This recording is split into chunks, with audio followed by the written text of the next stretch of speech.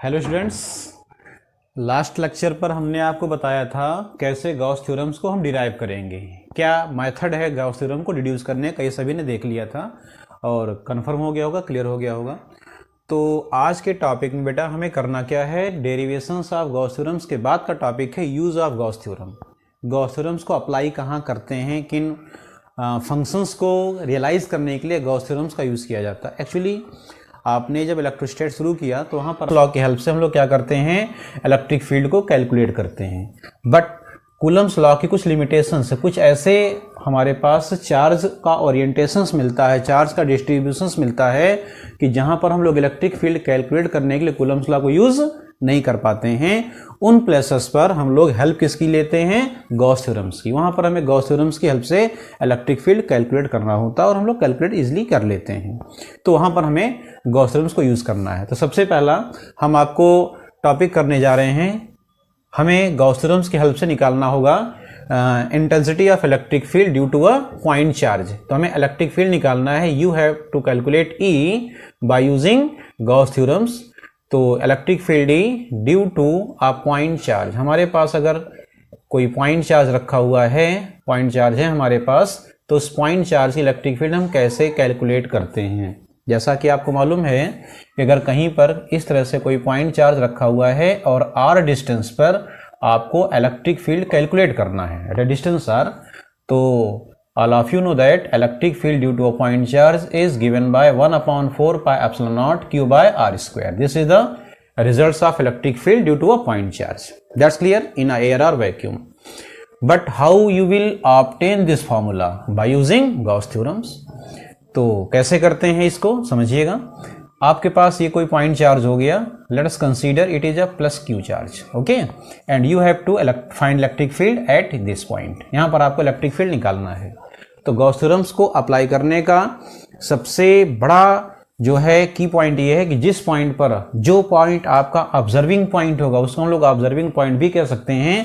जो पॉइंट आपका observing point होगा उस पॉइंट को हम लोग टेक ओवर करते हुए क्या ड्रॉ करते हैं, एक इमेजनरी सरफेस ड्रॉ करते हैं। और इस इमेजनरी सरफेस को हम लोग क्या बोलते हैं, that is called as Gaussian surface. ये गॉसियन सरफेस होता है, ओके। यहाँ पर हमने ये ड्रॉ कर लिया। क्यों हमने ड्रॉ किया, क्योंकि हमारा जो एम है वो क्या है कि हमें अप्लाई करना है गॉस थ्योरम। तो गॉस थ्योरम्स के लिए पहले तो हमारा जो सोर्स चार्ज हो वो इनक्लोज होना चाहिए। तो हमने इनक्लोज कर लिया, इमेजिन किया कि this is the surface which encloses the entire amount of charge q, and here you have to find electric field. Then what you will do, first you have to imagine a very small area element at this spherical surface. That area element is called as dA and its unit vector is a area vector हम कहते हैं, that is n cap, normally outward. And this is the positive charge, so electric will also produce away from the charge and it will along the n cap. That's clear, it will be along the n cap and the angle between E and cap is a 0 degree, okay, that is a n cap and electric field orientation. Now if we apply the formula for finding electric flux through this surface dA, then you will apply the formula d phi E is equal to EdA cos theta. That's clear. This is the formula of electric flux, not a Gauss theorem. Then d phi will be EdA. That's clear because theta is a 0 degree. And if you calculate the whole amount of flux through this spherical surface, then you will apply the sign of integration. हमें इस functions का integrations कर दिया and E is a constant. Why it is a constant? Because at each point of this surface is at a distance r, okay? हर एक point की distance r है और हर एक सरफेस ने जो है पूरा अमाउंट ऑफ सरफेस कितने चार्ज को इनक्लोज कर रहा, q is a common for r the point.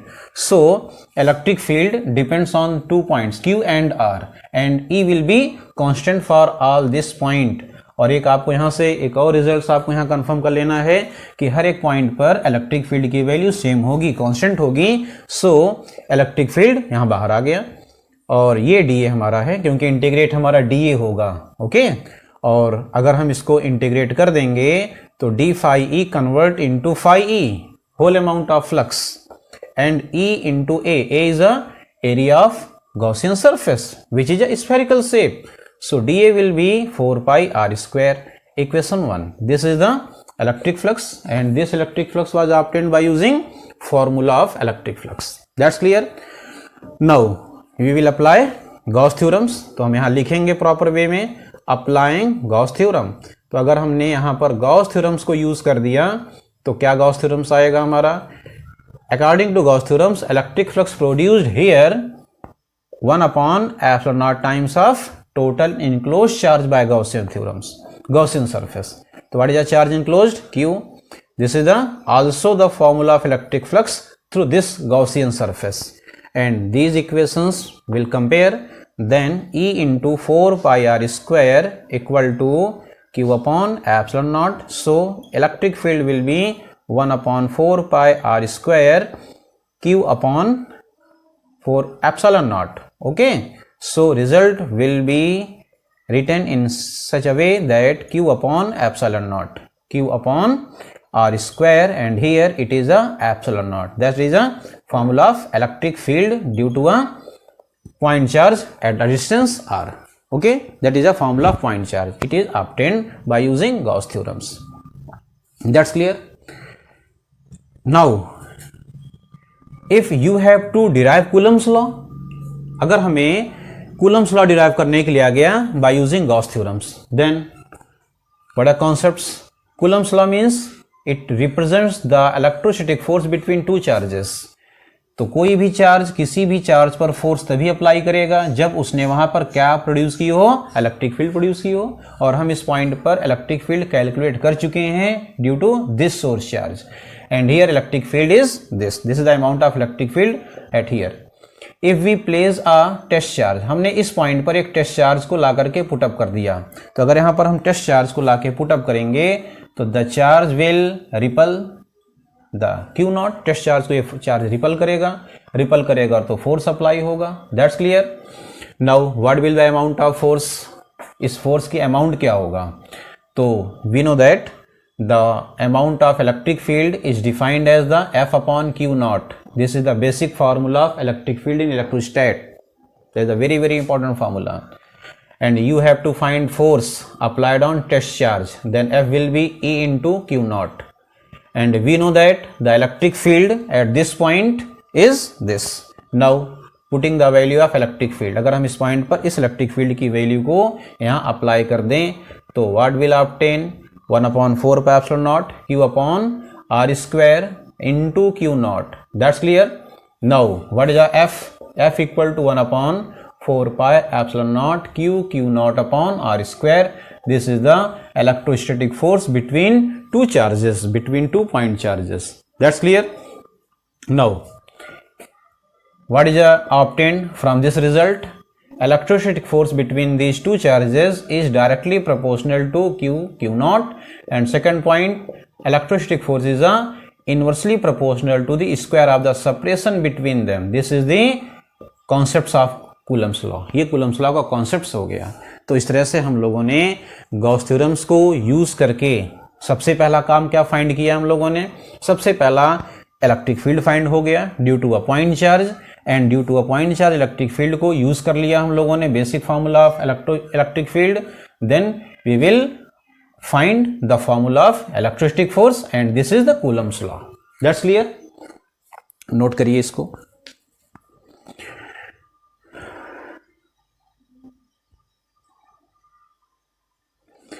और यहां पर कुछ और कॉन्सेप्चुअल लॉजिक्स हैं. क्या देखा आपने? The directions of electric field and directions of force is same. तो यहां से भी कई क्वेश्चंस जनरेट होते हैं. एक्चुअली जो बोर्ड्स के क्वेश्चंस आते हैं कि what are directions of electric field. अगर आपके पास इलेक्ट्रिक फील्ड है तो वहां पर इलेक्ट्रिक फील्ड की अगर डायरेक्शंस हमें गिवन होगी और किसी आपने test charge means positive charge, what is the representation of test charge? It represents positive charge. If any test charge or positive charge is placed in this field then in which direction it will experience force? along the electric field. ये along the electric field force को experience करेगा. अगर इसको किसी electric field में हम लोगों ने प्रोड्यूस कर दिया, वहां पर हमने इसको इंट्रोड्यूस किया. और अगर आपने किसी इलेक्ट्रिक फील्ड में किसी नेगेटिव चार्ज को इंट्रोड्यूस कर दिया तो directions of electrostatic force on negative charge will always opposite to the electric field. That's clear. तो यहाँ से इस कॉन्सेप्ट से आप इसको भी क्लियर कर लो कि इस तरह से हमारे फोर्स की डायरेक्शंस होती है चार्ज पार्टिकल्स पर फोर्स की। That's clear. Now what is second applications? Second applications is you have to find electric field. अब हमें क्या करना होगा? अब हमें इलेक्ट्रिक फील्ड फाइंड करना है due to a charge shell. हमारे पास एक स्फेरिकल चार्ज सेल होगा और उस स्फेरिकल चार्ज सेल की वजह से हमें इलेक्ट्रिक फील्ड फाइंड करना होगा। This are second application. Electric field हमें फाइंड करना है ड्यू टू चार्ज सेल। हमारे पास एक चार्ज्ड स्फेरिकल सेल है, इसका जो शेप है वो स्फेरिकल है और हमें इसकी वजह से इलेक्ट्रिक फील्ड फाइंड करना है। ये कैसे हम वर्क करेंगे? How you will this? तो हमारे पास एक इस तरह से स्फेरिकल सेल हो गया। ओके, तो हमें ये इलेक्ट्रिक फील्ड फाइंड करना है। कैसे वर्क करेंगे?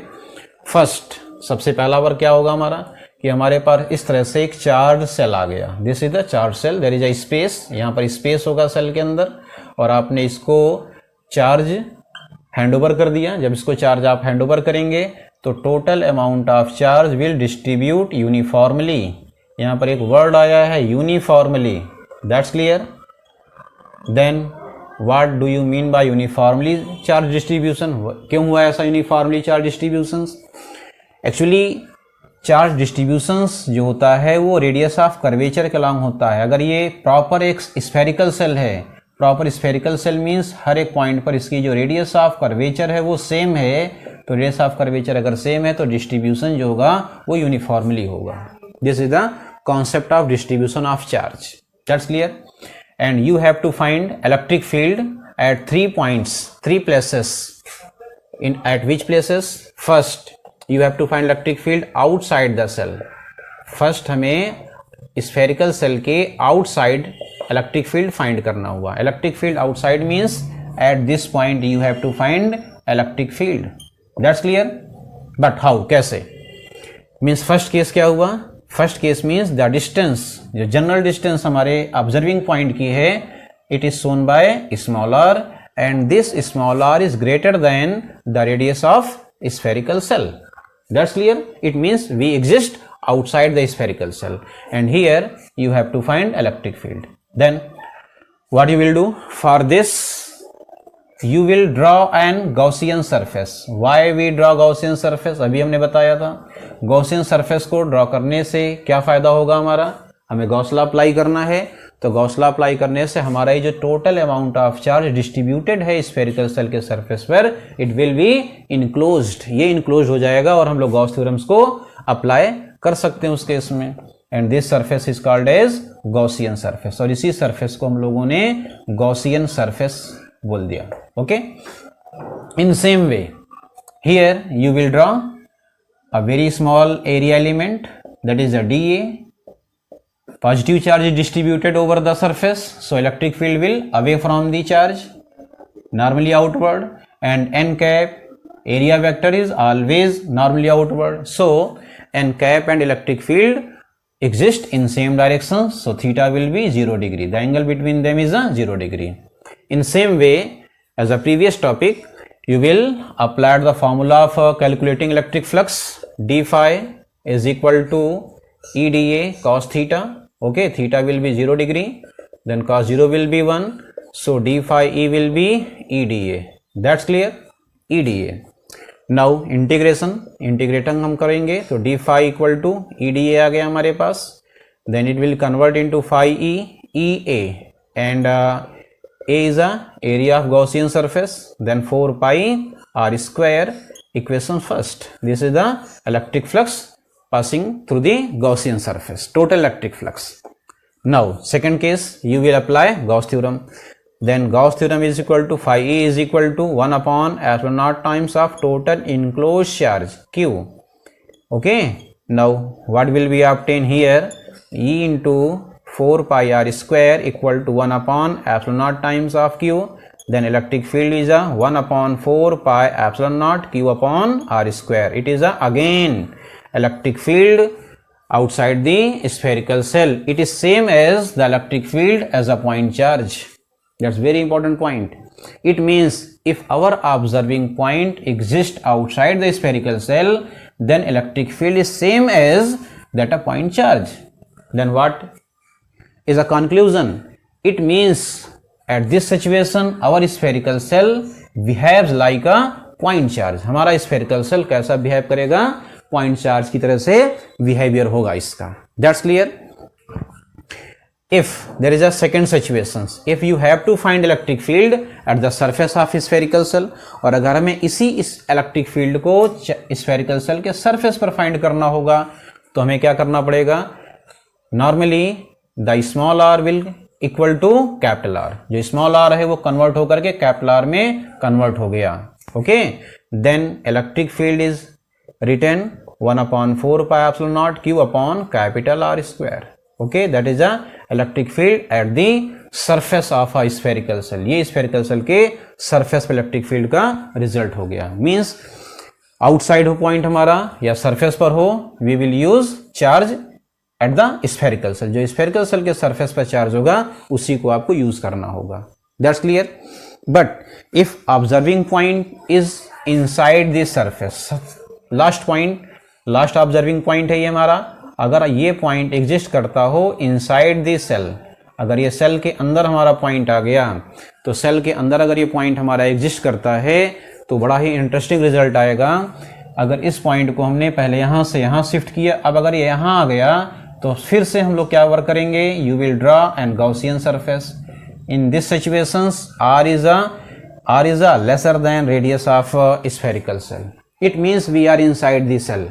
Its meaning.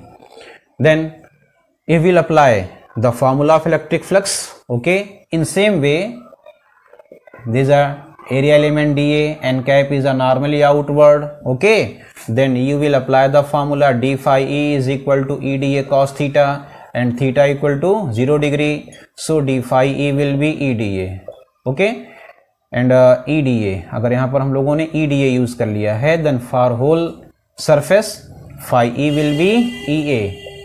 Okay, but when we apply Gauss theorems, तो Gaussian surface phi e is equal to 1/epsilon naught times of charge enclosed by Gaussian surface. What amount of charge is enclosed? There is no charge inside the spherical cells, no charge covered by Gaussian surface. This is a 0.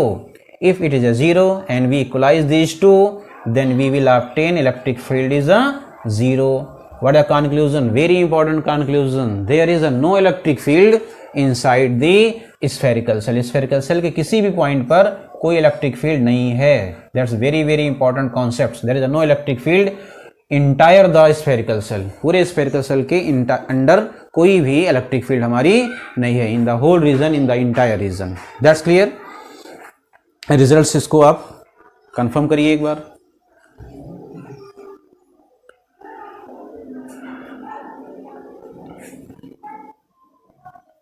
If we draw the graph from the above result, जो भी result हम लोगों ने conclude किया है, find किया है, इस results को अगर हमें graphical representations देना चाहें तो क्या graphical representations आएगा?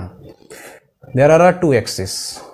One axis represents, x axis represents distance and y axis represents amount of electric field. Okay, if this point is a representation the center of spherical cell, then we know that center to surface there is a no electric field. It means there is a no any result will obtain at y axis, okay, because it is electric field. When we reach at a distance where small r becomes capital R, it means we are at surface, then we will obtain electric field. Means there is a amount of electric field is obtained at this point. It means there is a electric field. Okay, this is the surface, and if we move r, increase r outside the surface, as r increases outside the surface, then we will apply the formula. R increases, electric field decreases. Then result is this. This result is saying that E proportional to 1/r square, and this result is says that there is a no electric field inside the spherical cell. There is a very very important results. Now there is a main important points. What are important points? As we see, there is a no electric field inside the spherical cell. What does it mean? It is meaning that if we apply this property of spherical cell, then we can say that if you have to protect very sensitive electrical devices from electrical effects, then you will place here, because there is no electric field, and this phenomenon is called as electroshielding. This is the electro shielding. इस results को हम लोग electro shielding के तौर पर use कर सकते हो, क्योंकि यहां पर कोई इलेक्ट्रिक फील्ड नहीं होती है inside the spherical shell. That's clear.